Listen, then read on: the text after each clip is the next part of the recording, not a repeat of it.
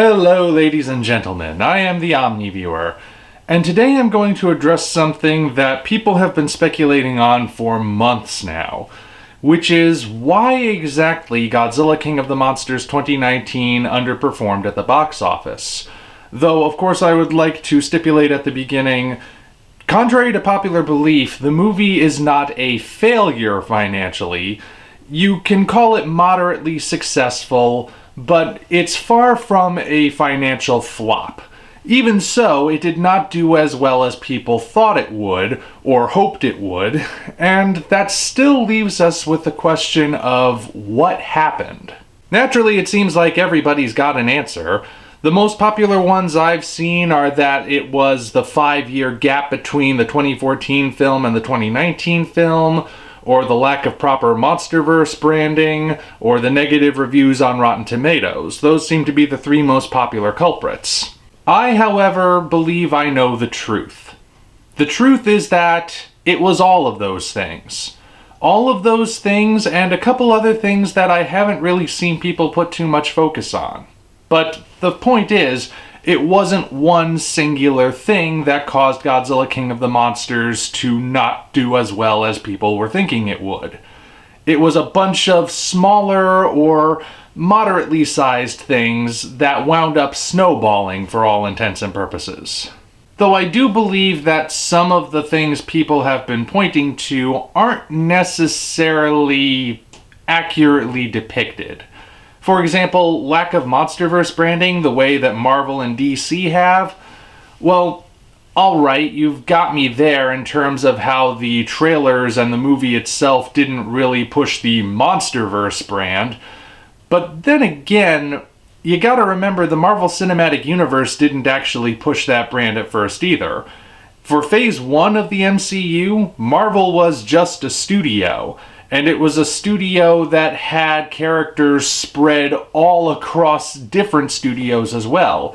So people didn't necessarily look at Marvel and instantly think MCU. They looked at Marvel and thought superhero movies, but not necessarily superhero movies that were connected. That part came after the MCU was established. And as we entered Phase 2, that's when we started seeing a modified Marvel logo, and when the branding really became prominent. Now, the reason people think branding might be the issue is because without that brand, people might not necessarily know that the Godzilla movies and Kong Skull Island are connected, despite the fact that the next movie coming out is literally titled Godzilla vs. Kong. And maybe that's the case, but again, I don't think it's necessarily the brightest idea to really push the branding this early on. We have seen far too many movies as of late really push the branding with their first entry in a shared universe only for it to go nowhere.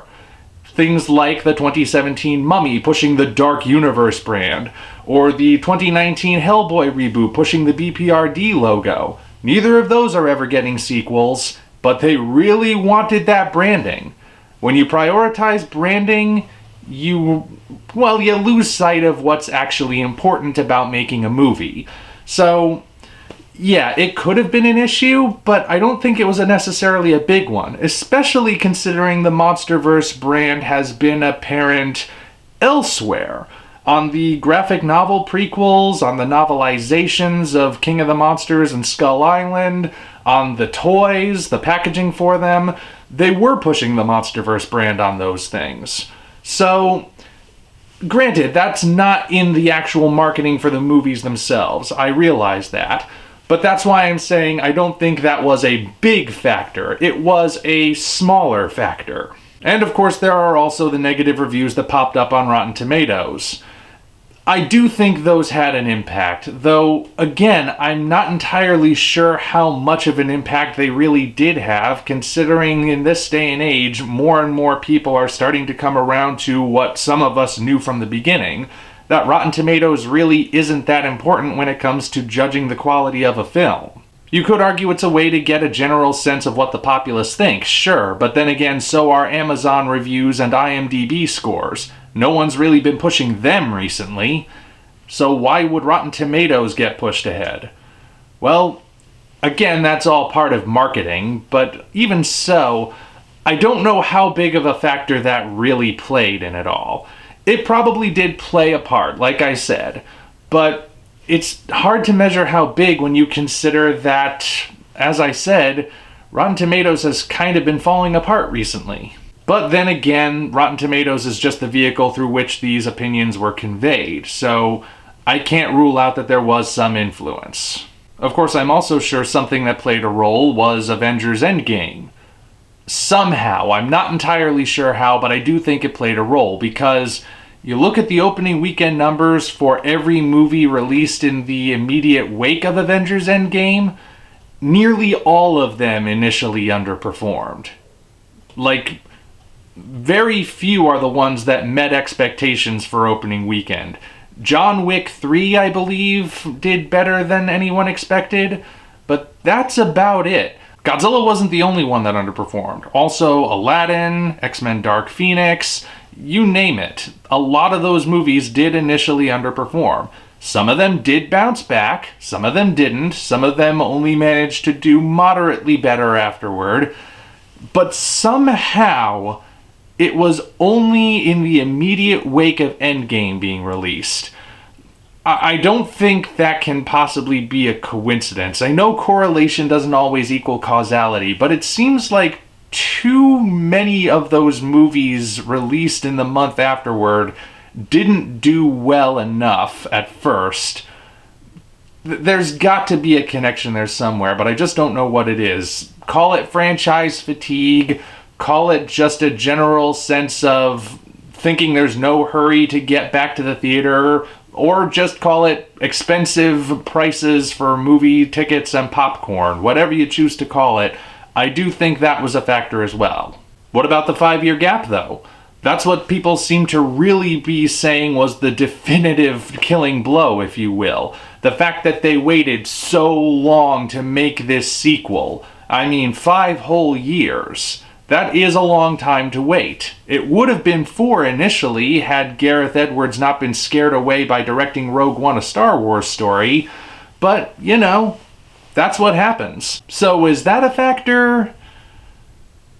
Possibly, but the fact is, I'm skeptical. First of all, having a gap between sequels isn't necessarily that damaging most of the time.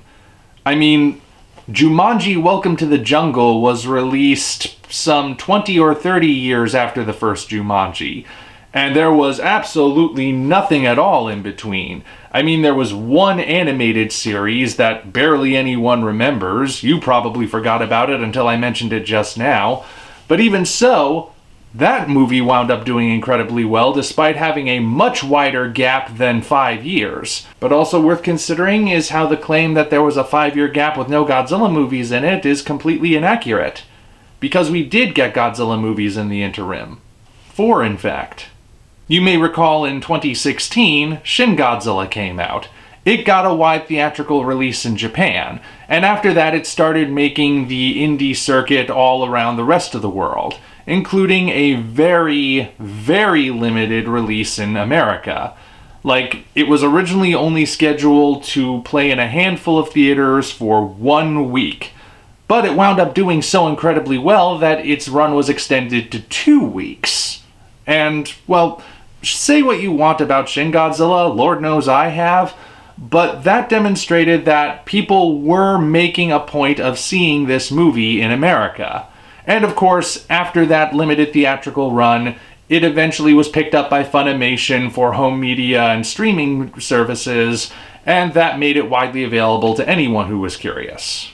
And it is important to note that Shin Godzilla did well financially in international markets, because that led to a decision that I'm sure the Toho executives regret by now. The producers looked at the money that came in from Godzilla 2014 and the money that came in from Shin Godzilla internationally and figured, that means Godzilla has a strong international audience. So the next movies we're gonna make, let's take advantage of the internet and release it on the largest possible platform we can. Which is what led to them striking a deal with Netflix to release the bane of my existence, the anime trilogy. Now, most people outside of Japan have an excuse for missing Shin Godzilla, because it was only released in a handful of theaters for only a limited time. But with the anime trilogy, that's on Netflix. Practically everyone in the world has Netflix, and those who don't probably know someone who does. So those 3 movies were made widely available to everyone. Everyone had the potential to see these films. Now here's a scenario for you. Suppose you're a casual moviegoer. You've never really been into Godzilla. You might know about Godzilla, but you wouldn't call yourself a fan. It's never really been that interesting to you. But you saw the Comic-Con trailer for the 2019 King of the Monsters set to Clair de Lune with all that beautiful imagery, and it looked so cool, so epic. Everyone loved that trailer. That's what got people really interested in this movie. So, after seeing it, you did what any normal person would do. You hop on Netflix and look up some other Godzilla stuff because now you're curious and you know this is a sequel, so you want to see what came before. Now, if you hop onto Netflix and you type in Godzilla, these are the results you get for streaming. You get the anime trilogy, and then a whole bunch of other movies that have nothing to do with Godzilla at all. Because the anime trilogy is all there is. If you still have the DVD rental side of Netflix, your options might expand a bit, but for the most part, this is it.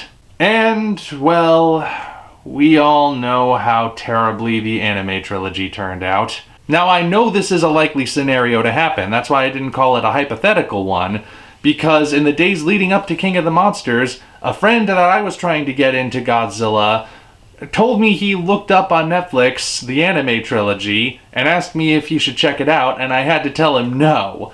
Do not check it out, at least not this early in the process. You want to put that off for as long as possible.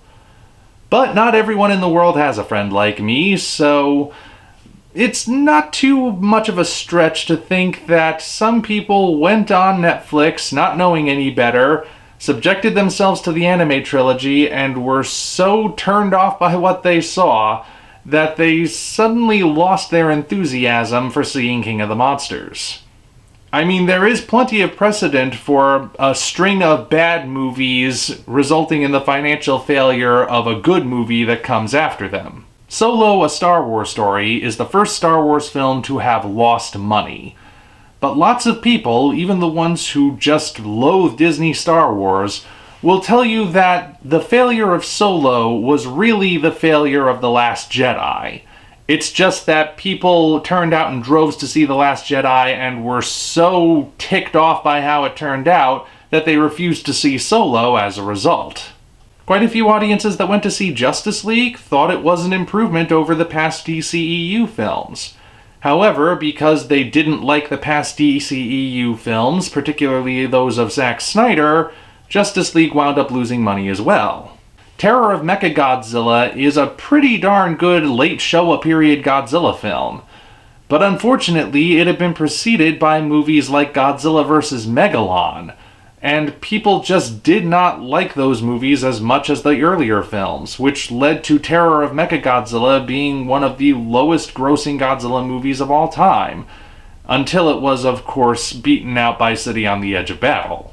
Now, of course, I can't actually prove that the anime trilogy played a part in turning people away. Netflix is more secretive about its ratings and viewership and algorithms than Area 51 is about whatever is going on inside Area 51. But I do think it must have at least played some role. But lest you think I'm resting all of the blame solely on the shoulders of this 3-part mistake, don't worry, there is one other factor to consider that I haven't seen anyone else really bringing up. The fact that Godzilla King of the Monsters did not generate any controversy. The sad fact of the matter is, we live in an age where controversy is what generates buzz for movies.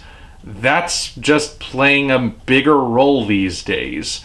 Ever since Ghostbusters 2016 came along and generated all that controversy, it's become a standard practice, even though it doesn't always pay off.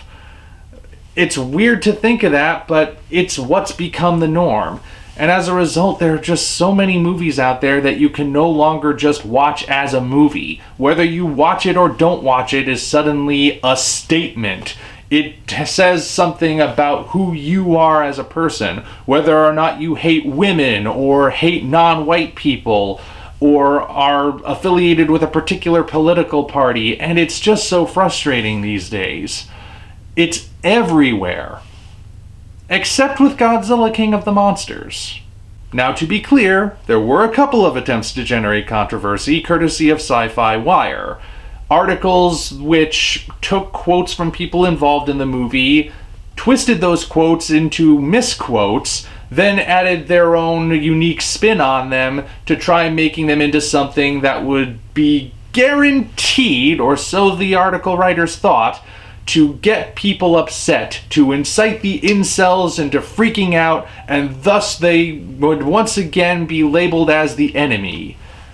But it didn't take. That's the thing. These articles were largely ignored by the populace, and the Godzilla fandom itself basically decided collectively, no, we are not going to take this bait.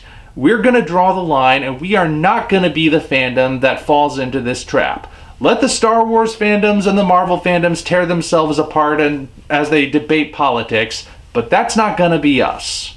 I encouraged it, other Godzilla YouTubers encouraged it, and everyone seemed to listen. There were like one or two people who got outraged in the comments section, but nothing ever really came of it. But because of the age we live in, a lack of controversy meant a lack of buzz, and a lack of buzz might have led to a lack of people in the theaters. And you know what? If that is the case, I can live with that. Not just because the DVD and Blu-ray sales have been skyrocketing ever since Godzilla King of the Monsters was released on those formats, which, by the way, they have been, but more because it means we're free. We can watch Godzilla King of the Monsters as a movie, and we can talk about it in any capacity we want without fear of driving people apart. Short term, it may have had an effect that the movie just didn't do quite as well as people hoped. But long term is what really matters. And years from now, when people are looking back at this weird point in history and thinking, why were people getting so worked up over these silly little escapist films? Godzilla King of the Monsters will be free from that stigma. And that's a good thing. It really is. Even if it did mean a lack of financial success for it in the here and now, I think that will do wonders for it later. And that's what really counts. Sometimes that happens, but apparently it's not going to affect anything. Toho still wants to move forward with the American films, and if Godzilla vs. Kong does better, I think that would be more likely. And to be clear, I do not think that we should try generating controversy to get more people to see Godzilla vs. Kong. I would much rather the MonsterVerse and the Godzilla franchise in general avoided that kind of garbage, because that's exactly what it is. It's just garbage, mudslinging. Anyway, what's done is done. Godzilla King of the Monsters may not have ruled at the box office, but I don't think that's going to be too big of a deal in the long run. So there you have it. That, I think, is the real reason why Godzilla King of the Monsters didn't quite perform up to expectations. It wasn't one single thing, it was a whole bunch of things. And sometimes that's just the way it goes. Hopefully the year 2020 will be different. Until such time as we meet again, this is the Omni Viewer, signing off. If you enjoyed this video, be sure to like it, as well as subscribe to the channel for more content of a similar nature. Also, check the description for links to our Twitter, DeviantArt, and Patreon pages, as well as the Amazon link for the novel Operation Red Dragon: The Daikaiju Wars Part 1, penned by yours truly. Thank you all, and we appreciate your support.